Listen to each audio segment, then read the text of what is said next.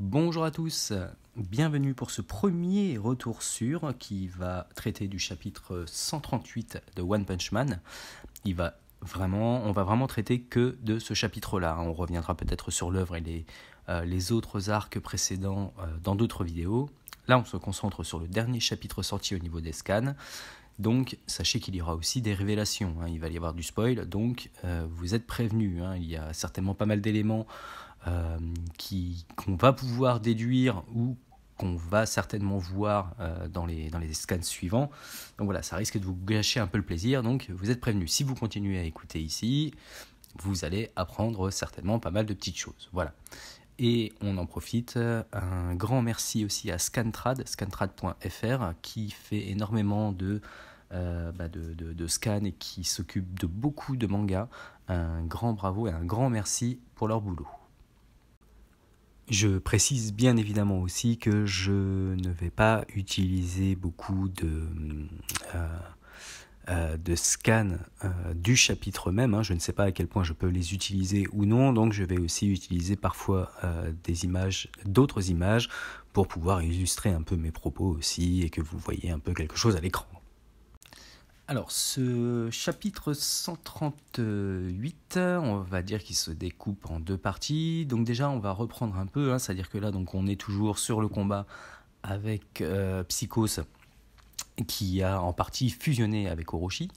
Et donc le combat est en train de continuer, donc avec Psychos d'un côté, et de l'autre côté, donc, nous avons Tatsumaki, Genos et Mecavalier aussi qui s'est joint au combat aérien, puisque Psychos peut changer de forme un peu comme elle le souhaite avec la mutation avec la fusion qu'elle a fait avec Orochi. Donc voilà, le combat continue de manière assez intensive. D'ailleurs, les différentes planches, même des chapitres précédents, nous ont montré à chaque fois des dessins, des planches vraiment super bien dessinées avec une démesure. Ouais, je veux dire, c'est vraiment super. Tu sens à chaque fois, justement, quand les impacts des attaques, tu vas voir effectivement énormément de détails dans le dessin. Franchement, au niveau du dessin sur One Punch Man, les mecs se sont vraiment très très bien démerdés là-dessus. C'est Yusuke Murata, je crois, justement, donc c'est vraiment super. Et donc voilà, le combat est en train de continuer. Et donc, les héros de rang S font leur nécessaire pour essayer justement de s'occuper de Psychos. Donc, on a Mecavalier et Genos qui sont l'un et l'autre en train de faire une attaque. Voilà, un contre de Psychos. Enfin, voilà, la bataille continue. Jusqu'à ce que d'un seul coup, on ait Tank Top Master, qui est héros de rang A ou B, je ne sais même plus d'ailleurs, qui se joint au combat en balançant des espèces de gros morceaux de ruines à la tronche de Psycho. Mais voilà, Mecavalier et Genos, qui étaient touchés quelques instants avant, discutent rapidement ensemble en train de chuter en se disant voilà, il va absolument falloir qu'on fusionne, j'ai plus beaucoup d'énergie, c'est ce que dit Mecavalier à Genos, il va falloir qu'on fusionne. Et donc voilà, on obtient une petite fusion, on va dire, entre les deux, qui donne un aspect, une esthétique assez sympa. On voit que le merchandising il va pouvoir fonctionner, ça risque de donner de la figurine de Genos et Mecavalier fusionnés. Il y a largement moyen de faire quelque chose, je pense. Et donc, voilà, cette fusion Mecavalier Genos s'en prend donc à Psycho, et Tank Top Master qui balance un immeuble derrière. La Psycho s'essaye de se défendre, mais de l'immeuble surgissent tous les autres héros de rang S. Un truc assez fou. Donc chacun y va un peu de sa petite attaque personnelle pour essayer de mettre à bas Psychos. Mais un tout petit peu avant que Silverfang et son frère, si je ne dis pas de bêtises, attaque le corps, Psycho arrive à s'extraire, on va dire justement, de ce qui reste du corps à moitié déjà bousillé et attaqué de Orochi, qu'ils avaient fusionné Psycho et Orochi ensemble. Et bien Psycho s'extrait en fait de là en disant que le corps ne lui servira plus rien, et elle s'en va avant l'attaque, peut-être pas finale, mais avant l'attaque de Silverfang et de son frère qui lui assènent des coups absolument terribles. Et on en arrive à un moment justement à à Fubuki qui annonce qui faisait partie du combat, qui annonce ça y est, apparemment c'est bon, on a réussi à l'avoir, et Tatsumaki qui elle de son côté répond de loin non pas encore, et qui commence à se déchaîner légèrement. Ça c'est ce qui se passe donc on va dire en surface, puisque nous avons après une autre équipe, on va dire en sous-sol. C'est là justement qu'on revient donc sur notre petit trio, donc à savoir Saitama, Flashy Flash et Manako. Donc Manako qui est le monstre un peu tenu en otage d'une certaine manière, qui est obligé de les suivre parce que elle se rend bien compte que si jamais Saitama et Flashy Flash décident de lui faire la peau, elle est morte, la petite monstrette, elle ferait pas un pli.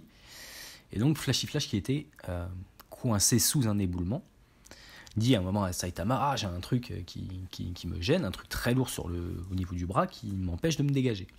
Voilà. Saitama attrape le truc, il se rend compte que c'est un cube, on reviendra après dessus d'ailleurs, un gros cube apparemment qu'il jette derrière lui. Le cube, c'est un peu à la manière on va dire des bracelets dans Dragon Ball, c'est-à-dire que le cube tombe au sol en fait et il s'enfonce limite dans le sol tellement il est lourd, tu vois. Avec le Manako, le monstre à côté qui est comme ça, qui c'est que ce truc qui essaie de le soulever, qui n'y arrive absolument pas. Et Saitama essaye donc toujours de dégager Flashy Flash, qui a encore le bras un peu coincé et qui dit j'y suis presque, mais tire pas trop, sinon tu risques de le casser, quoi. Et en fait, à ce moment-là, arrive un tremblement, un énorme tremblement qui vient en fait de la surface. Tatsumaki commence en fait à essayer d'arracher du sol carrément l'espèce de grande pointe qui s'est formée avec Psycho qui a monté justement cette espèce de ruine de pointe en l'air, et donc Tatsumaki l'arrache directement donc, de la ville en ruine, ce qui crée un énorme cratère en dessous. On arrive en fait à Tatsumaki qui récupère cette espèce de lance, c'est comme ça d'ailleurs qu'il la nomme au final dans le manga, une espèce de lance faite de ruines, et qui commence à la retourner. Encore une fois, les dessins sont absolument magnifiques. À chaque fois on voit bien la démesure finalement, et la lance commence à se retourner légèrement au-dessus de la ville pour pointer vers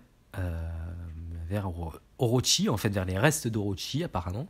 La lance qui commence à briller d'une énorme lumière, d'une grande lumière verte, on va dire, très intense, et avec Tatsumaki qui regarde les restes d'Orochi en lui disant à plus.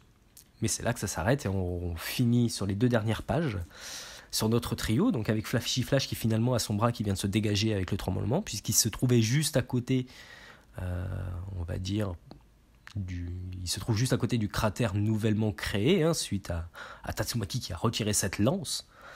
Et du coup, Flashy Flash se dégage le bras et il voit que son épée est cassée en 2, donc il est triste. Il fait une tronche en plus.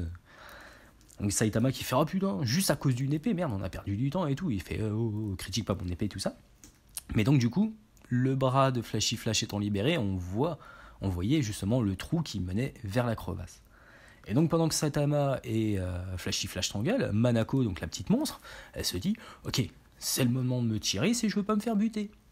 Mais en arrivant proche du trou qui s'est nouvellement créé juste à côté d'eux pour s'enfuir, elle passe la tête.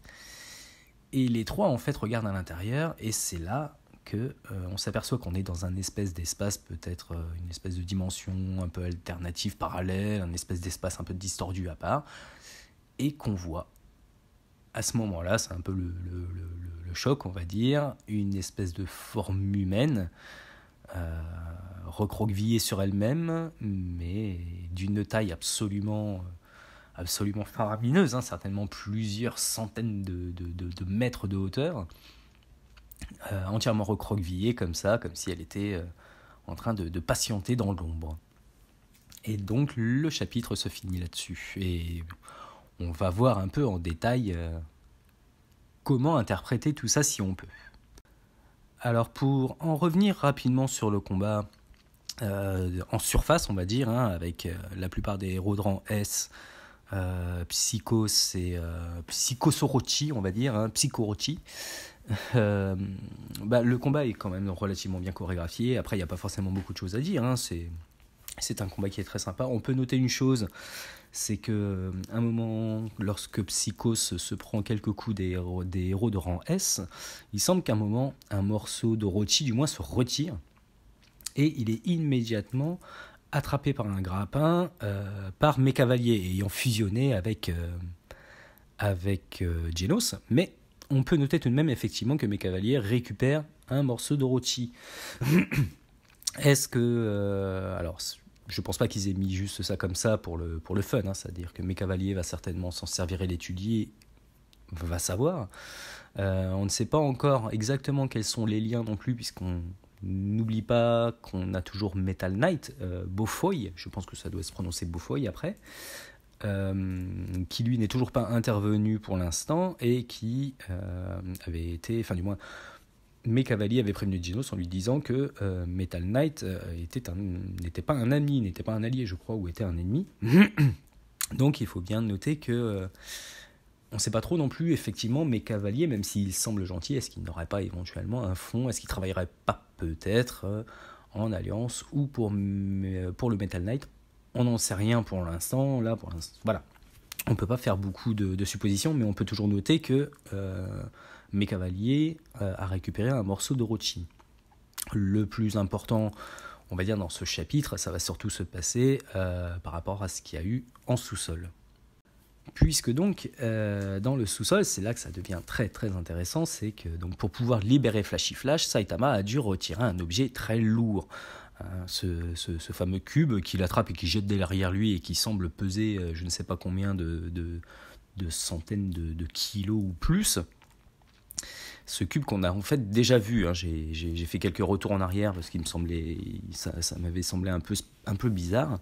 Et ce cube effectivement qu'on retrouve en fait dans le flashback de Tatsumaki, Tatsumaki qui à un moment nous livre un flashback où elle était justement un cobaye et elle semblait avoir été libérée par Blast, le héros de rang S numéro 1, qui du coup possédait lors de ce flashback justement le cube sous le bras, ce fameux cube que trouve Saitama dans les décombres pour libérer Flashy Flash. Donc du coup, ce fameux cube, on ne sait pas ce que c'est, même si on se doute bien qu'il y a un lien avec Blast, mais justement, est-ce que ce cube qui a été trouvé juste là, un tout petit peu avant que le trio, on va dire Flashy Flash, Saitama et Manako ne voit quelque chose de bizarre? Est-ce que c'est ce cube qui a provoqué peut-être l'ouverture vers une espèce de dimension à part?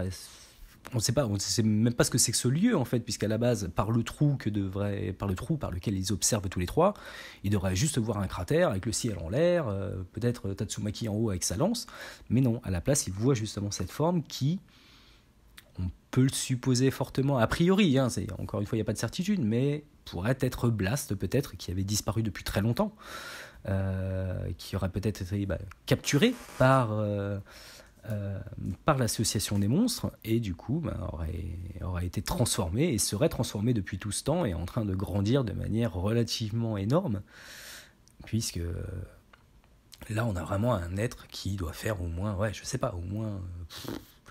étant donné la taille justement du trou que l'on voit juste à côté, qui fait un tout petit peu de lumière sur le haut du crâne, on se doute bien que ça va être un être complètement démesuré. Du coup, Psychos fusionné à Orochi, peut-être comme je le pensais au début, comme je le pensais avant, peut-être finalement n'est pas le boss, on va dire un peu de fin, c'est-à-dire qu'on pouvait s'attendre à ce que Saitama sorte du trou après pour foutre une claque à Psychos histoire de la calmer, mais non. Apparemment, il y a des dangers effectivement encore plus importants. Blast, qui aurait peut-être été fait prisonnier, capturé ou quelque chose, qui aurait pu réussir à peut-être à donner une partie de ses pouvoirs aussi à Saitama. Peut-être une partie des pouvoirs de Blast ont pu être transférés, puisqu'on ne connaît toujours pas l'origine véritable des pouvoirs de Saitama. Donc voilà, les questions sont encore en suspens. Mais on peut avoir effectivement quelques pistes par rapport à ce fameux cube et cette forme humanoïde recroquevillée sur elle-même, complètement démesurée et aberrante, sur laquelle viennent de tomber justement Saitama, Flashy Flash et Manako le petit monstre.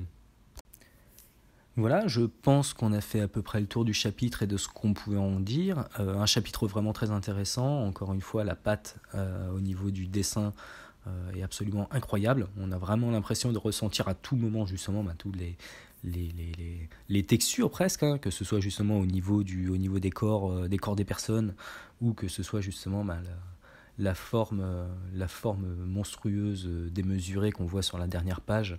On voit bien finalement que la texture, c'est pas vraiment de la peau, c'est pas vraiment une texture humaine, on dirait. Il y a quelque chose. On ne sait pas si c'est de la roche ou quelque chose de solidifié. Enfin voilà, mais le dessin à chaque fois est toujours très impressionnant et on en prend à chaque fois plein la vue. Sur ce, je vous dis à une prochaine. N'hésitez pas surtout à donner vos avis dans les commentaires, hein. Si jamais j'ai raté quelques détails, n'hésitez pas à m'en faire part et à en faire part à tout le monde dans les commentaires. Et on se dit à bientôt pour un prochain retour sur concernant les mangas, les films, voilà, tout ce qui nous plaît, tout ce qui fait notre passion, on reviendra dessus. À bientôt tout le monde.